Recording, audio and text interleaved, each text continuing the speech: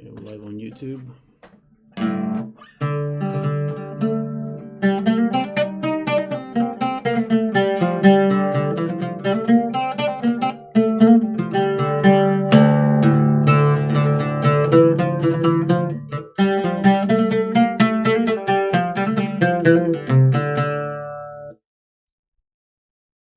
Volume seems fine. Yeah, volume is fine. Just turn it up on my end here. Okay, so YouTube is good. Let me check with Instagram.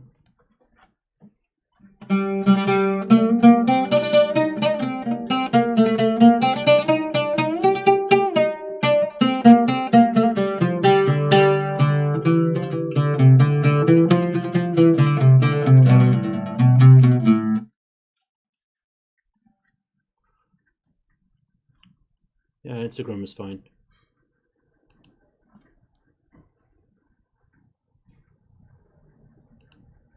All right, cool. I guess I gotta adjust the screen here on my vertical layout.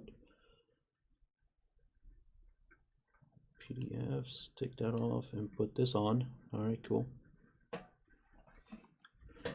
All right, so what I'm going to be doing today is I'm just going to be revisiting some Maqamat.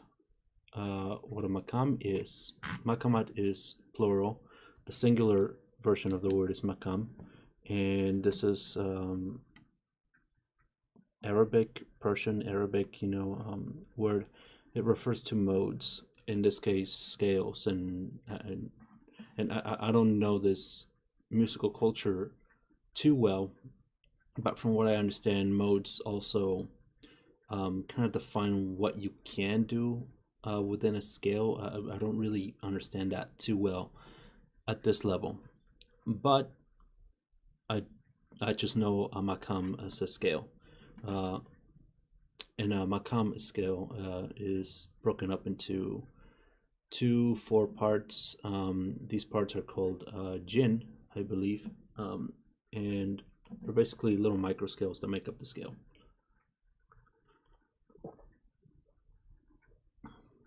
Why are we going over that in depth today?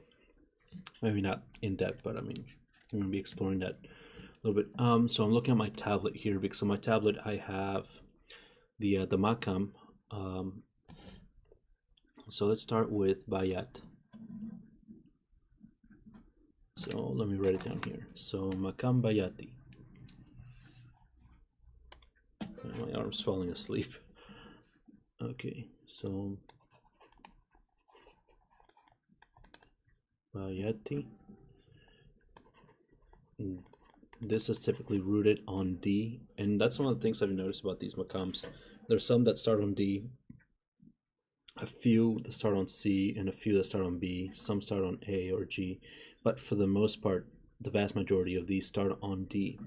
And I think, and I'm trying to remember if this is something I read or heard, or maybe I was thinking about, but I'm not sure, or just something I'm just theorizing. But I think the vast majority, sorry, the most likely reason for D being the root of a lot of these maqam has to do with that the D is positioned in the middle of the oud, practically in the middle. D and A are the middle courses of the oud, but D in particular, and we have a lower octave here.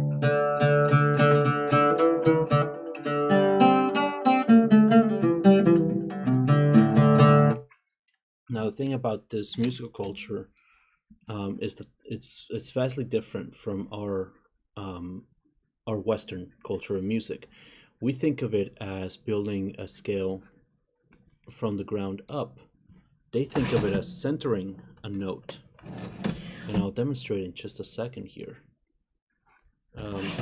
Sorry, can I make this a little bit thinner? Yeah,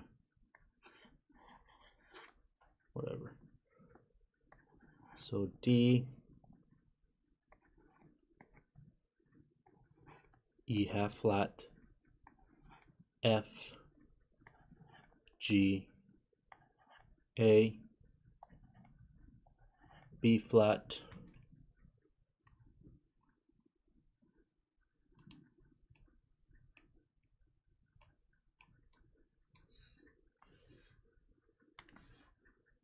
let's see, C, and then D.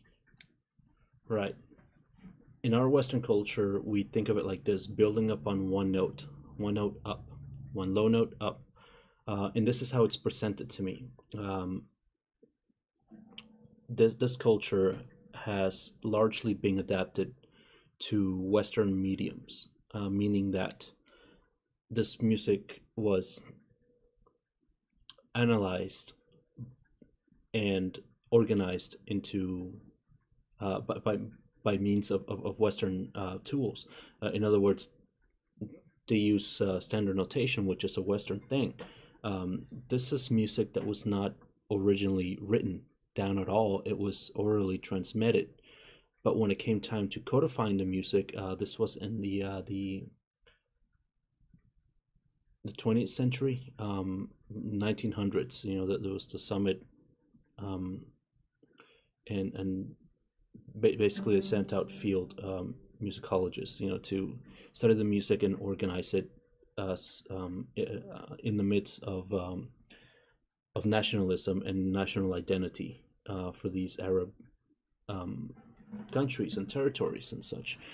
So part of it was that the music was codified. So they began writing it in standard notation, and not only that, they also found that it can fit within a 24-tet format with some variations depending on the region that the music is from. So anyway, so because it was adapted into for a Western audience, I guess it was organized like so. However, and again, I cannot remember if this is something I heard or read, but this music is better organized, putting the root note in the center. E, C, F, B flat, G,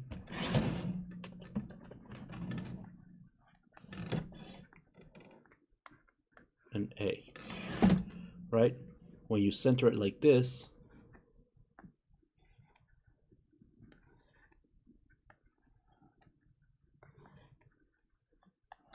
these notes kind of orbit this one root note. And of course, they kind of keep going, they repeat, and so forth, so on. Now, from D to G, this is a jin. This is the Bayati tetrachord.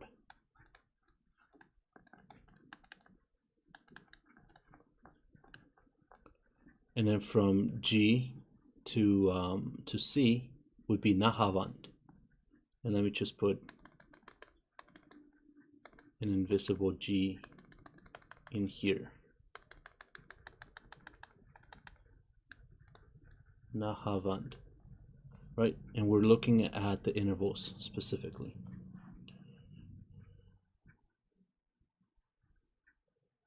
So this pretty much makes up this maqam. So D in the center, and then so here's E.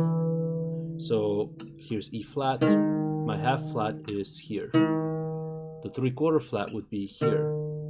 Now this is a point of confusion, something that I came across when I was learning this instrument. I mean, I'm still learning the instrument, but I mean, the direction.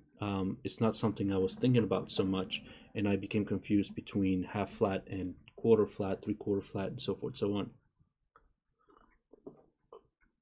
Excuse me. But yes, direction is important. So from E, we go flat.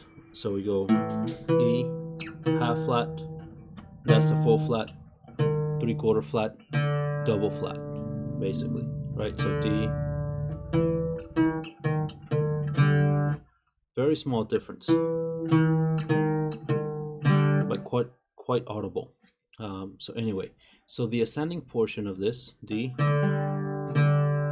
E, F, G.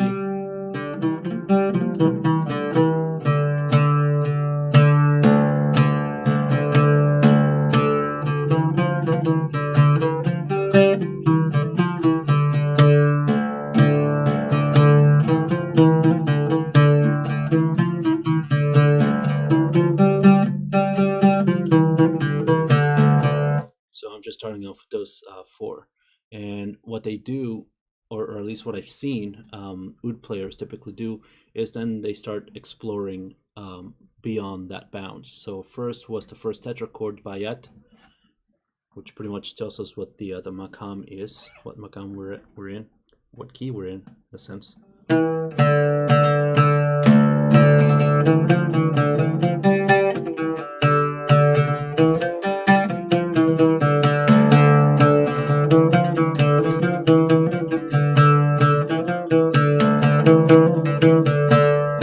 So now I'm going to start exploring up beyond G, and I'm going to go into the Nahavan tetrachord from G to A. So basically this portion here, but up an octave, right? So G, A, B flat, C, right? So Bayat tetrachord, Nahavand tetrachord.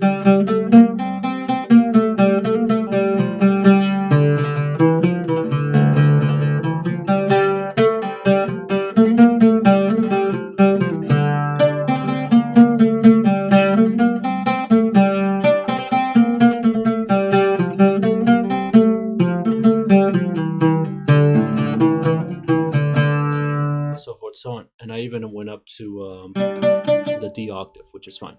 So now I'm going to start exploring the lower part of that. So now I'm going to play Nahavand below Bayat.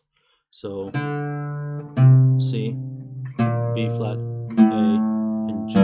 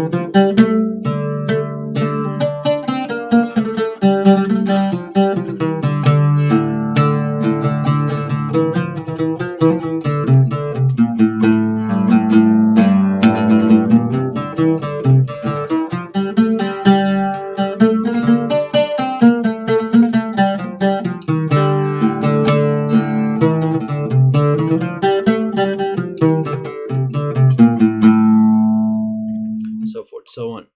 Now, what's interesting about this musical culture? Oh, hey, Hector's here. Sounds great, man. Your composition? No, not my composition. I'm just noodling around, um, just playing around with some maqam scales, Arabic scales. But anyway, so like I was saying, so the way I had said that maqam translates into modes, and modes not necessarily a scale, but rather what you can also do within a scale. Now, I did explore the what was it?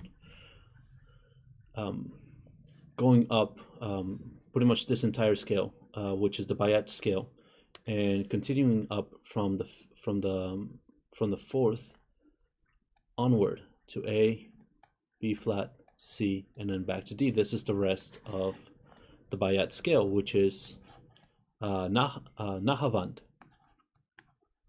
This is the Nahavand tetrachord. So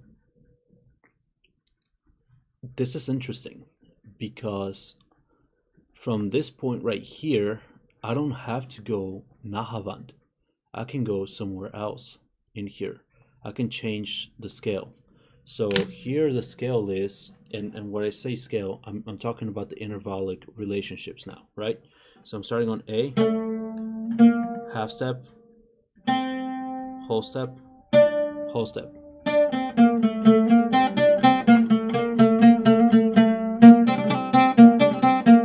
Let's say I want to go whole step, half step, whole step. Right? Now I change the feeling of the scale. So let me find out what tetrachord that would be. A, B natural, C. Let me flip around here. Hijaz, no. Rast, no. Nahavand, no. Busalik, no. Bayat Shuri, no. Oh, but that's interesting. Hang on 1 second.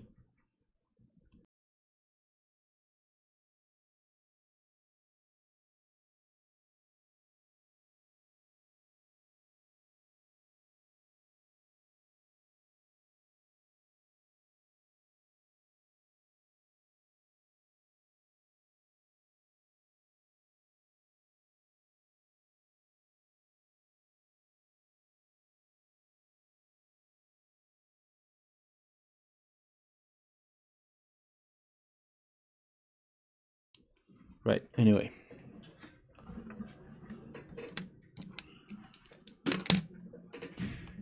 So, what was I looking for? Oh yeah, I was looking for Maqam.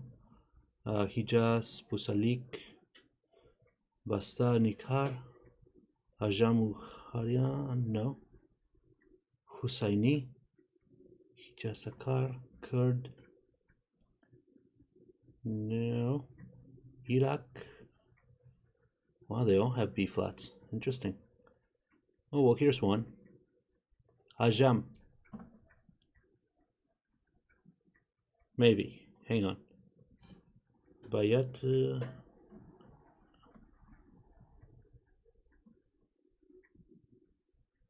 Ajam.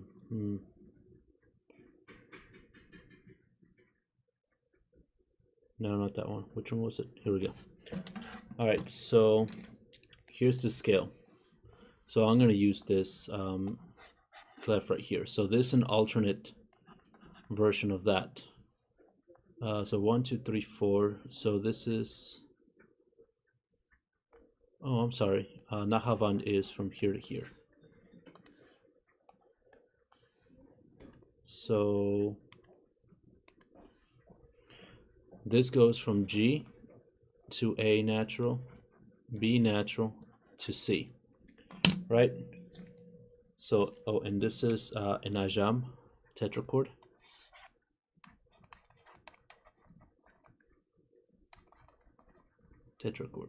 So I'm going from Bayat to Ajam, right? So G is kind of my point of modulation here, right? I can follow the scale of whole step, half step, whole step, whole step.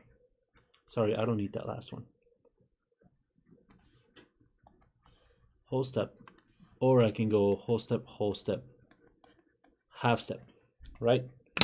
So I'm gonna play around with this. I'm still in Bayat, right? The main tetrachord. So this D, E half flat, F, G, and I'm gonna mess around with this. So G, A, B flat, C, and I'm gonna change the B flat to a B natural. When I do B natural, it's gonna be an Ajam tetrachord, right? So I'm gonna try this.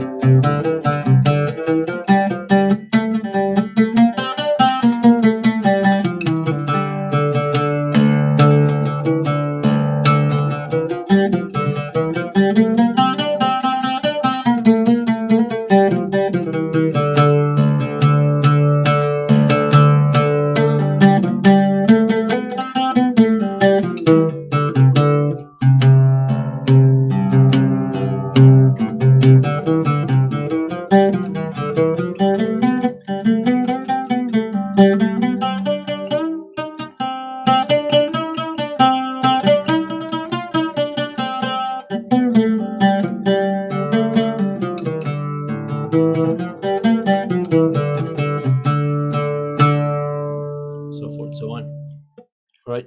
So you can hear the change here, the way I was modulating, and you also hopefully you notice something. And I know my playing is not very convincing. It's been a while since I played this, and I also just don't have enough time to really look into this musical culture. You know, you're seeing the first time I look into it in, I don't know, months, since last year actually. So you know, maybe last summer. Has it been a year already? Jesus. But oops. But yeah, now you notice something else here. I was highlighting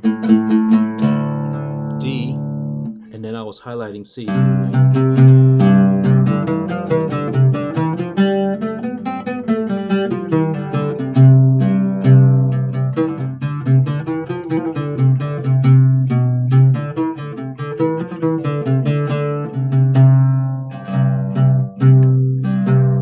So forth, so on. When I was highlighting C, that changed the root note, so no longer D. So this is interesting because, let's see, F, E half flat, D, and then C. This right here is Rast, and a Rast tetrachord. It's the same key signature, the same accidental as Bayat, except the root is different, right? So in Bayat, I mean, if we just look at the notes fixed, right, as fixed components. But if we look at the intervals, it's very different, right? So Bayat, we have 3/4, and then a 3/4 step, and then from F to G is a whole step. From C to D, whole step, and then 3/4, 3/4, right? So that's the difference between Rast and Bayat. Now, if I were to transpose the scale, the intervallic relationships, let's say Bayat, let's say I want to do Rast on D. So I would do a whole step, E, and then a 3/4 step, and then G.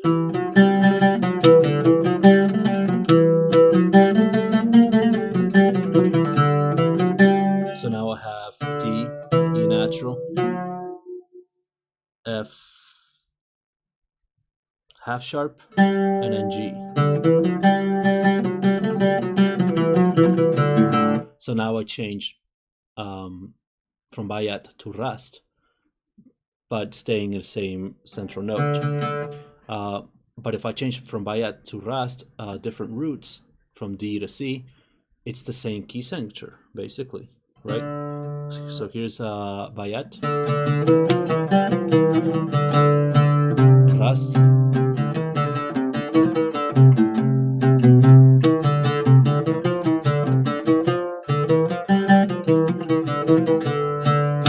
now here's Rast in D,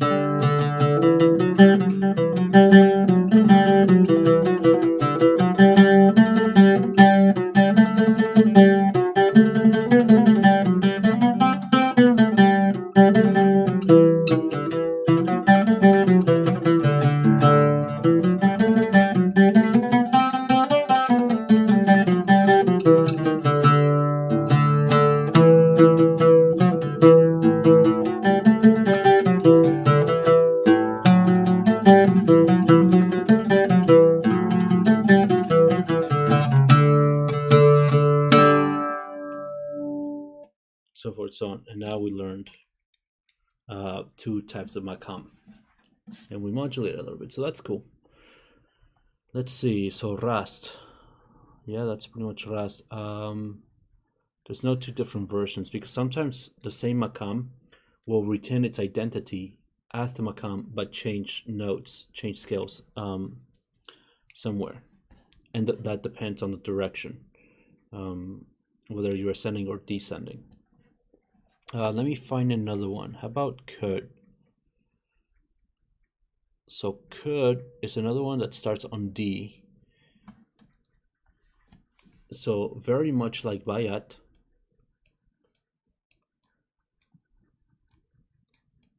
except could is going to be D, E flat, F, G, A, B flat, C, and D.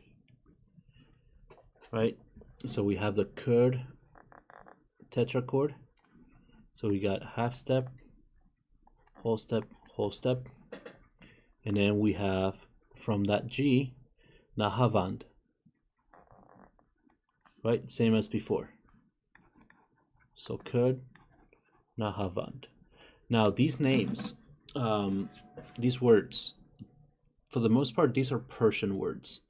This is a very old musical tradition. I'm sure it wasn't called Persia around the time that these were being developed or used.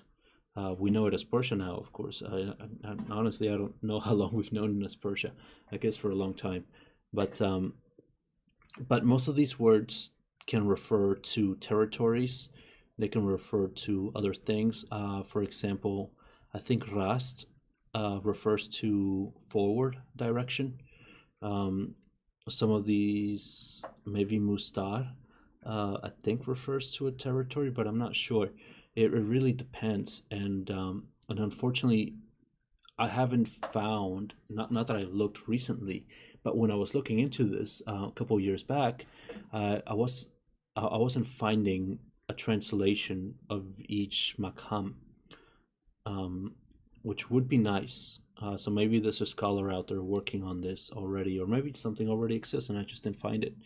But I would love to know what each one of these meant, because there's quite a bit of maqamat. I mean, just on my screen alone, I see what 1, 2, 3, 4, 1, 2, 3, 4, 5, 6. 4 times 6, what, 24? Well, actually, take 1 away, so 23 maqam, 23 scales basically. Some of these have variations too, of course, but that's quite a bit of scales, and I think there's way more. I think it goes into the 300s or something like that. You know, the 300 have been identified. 300 different maqam have been identified. Last I heard, unless I'm misremembering the number, so don't take my word for it. But yeah. So that's could. So this is basically the same as bayat.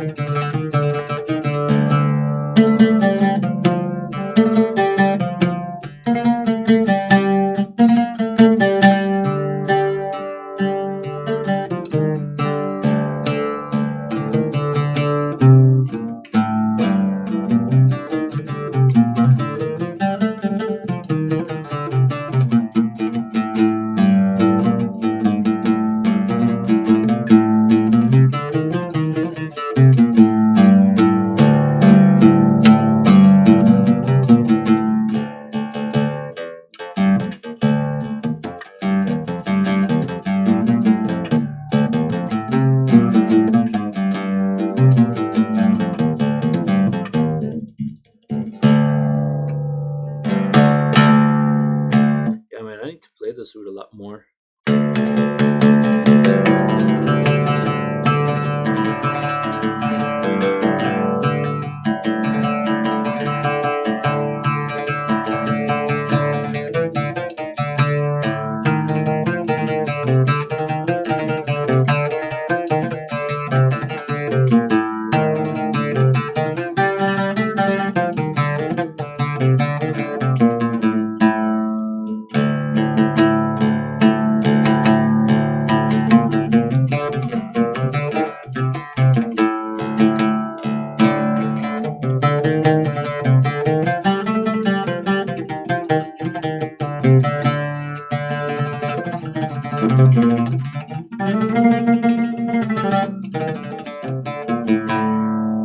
Right, so let me play with these three maqamat. So I have bayat, rast, and kurd. Right, so bayat, E half flat, kurd, just a E full flat. Rast has a B natural and E half flat, except the root is C. All right, so I'm gonna try that. And maybe I'll modulate bayat to the rast, but with the same root note. So let's see, bayat.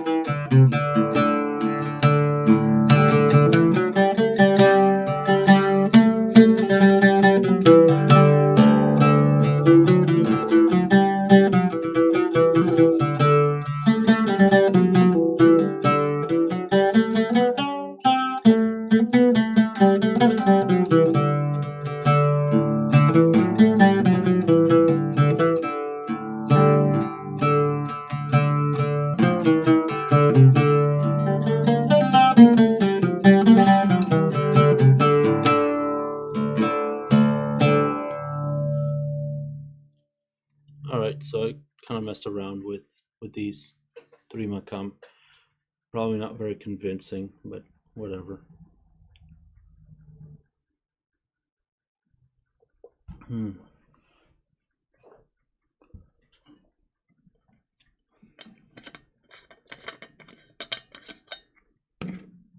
This is a fun instrument for me. I like learning about the culture, the musical culture. I should be specific.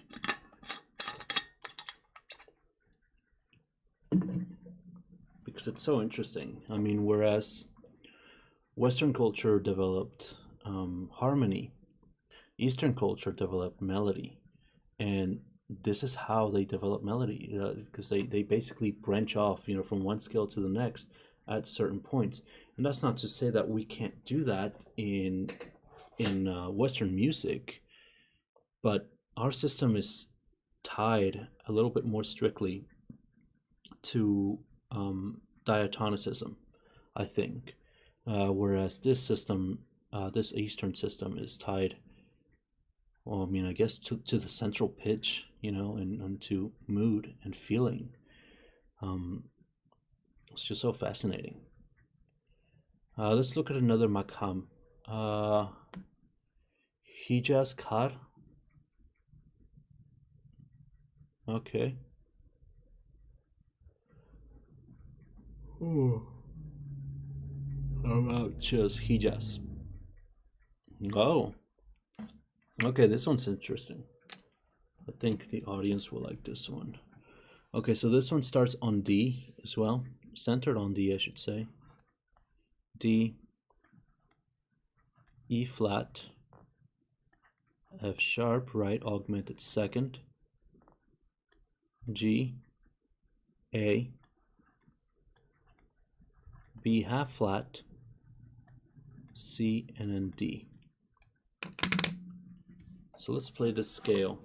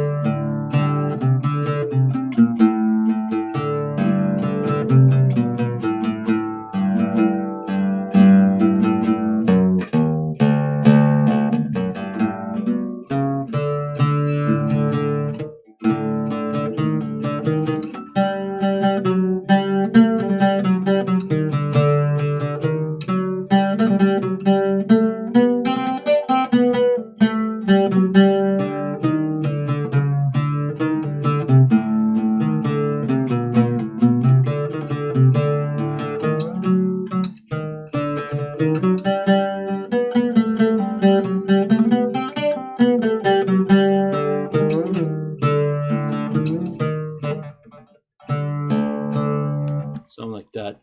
This one sounds very exotic. So now this one has the Hijaz tetrachord, and counting from G, we have Rast. 1, 2, 3, 4. Oops, sorry, my bad.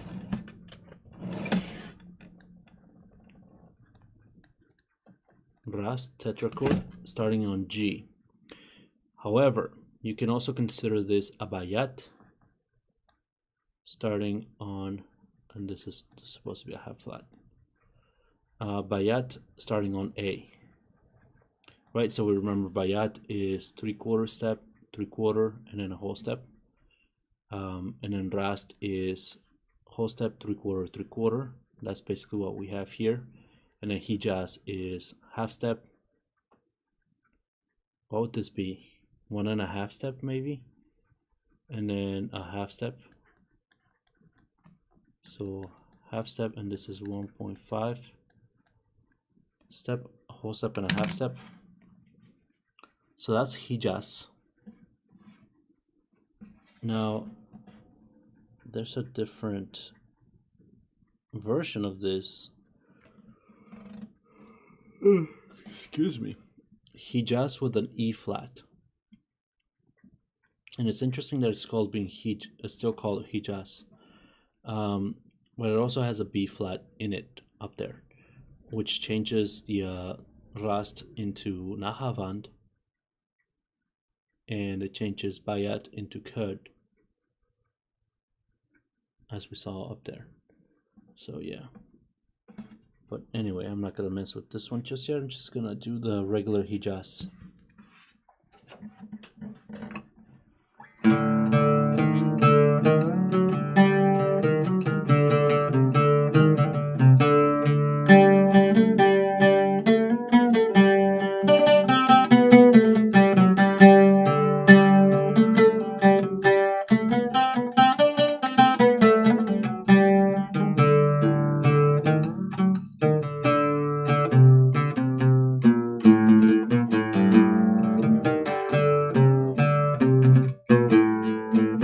So hang on. B, B flat, B half flat.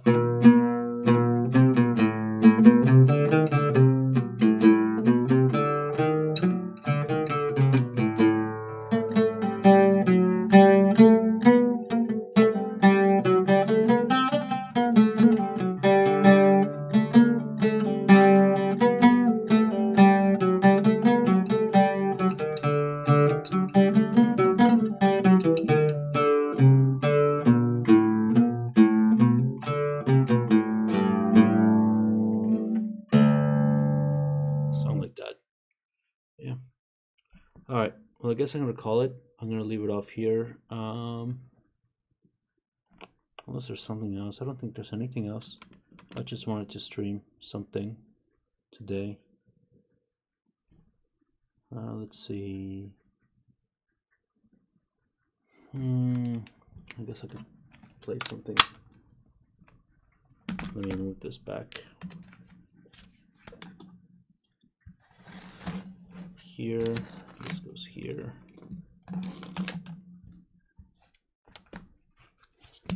Risha.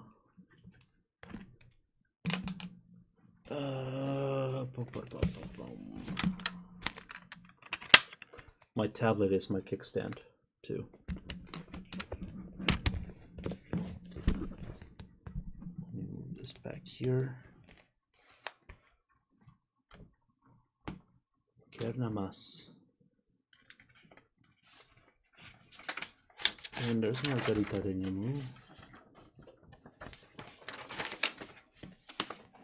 I need to hole punch these.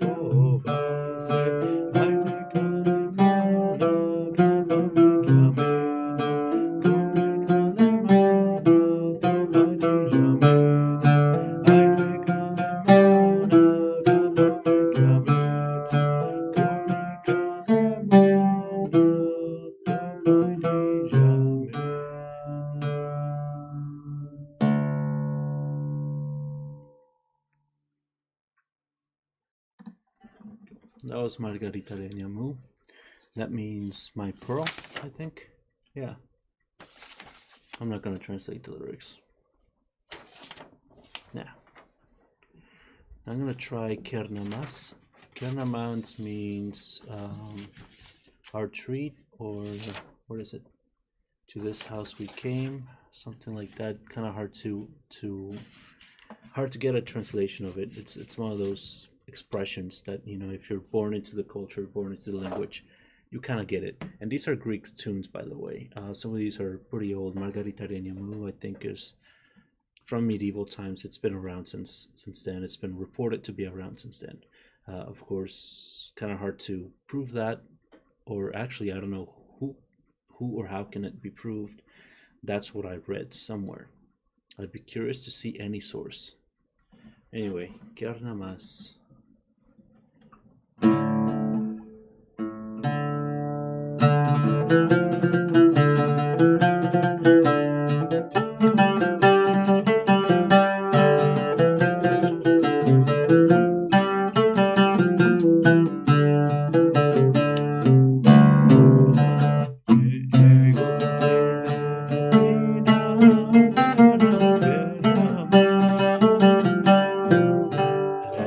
Sorry.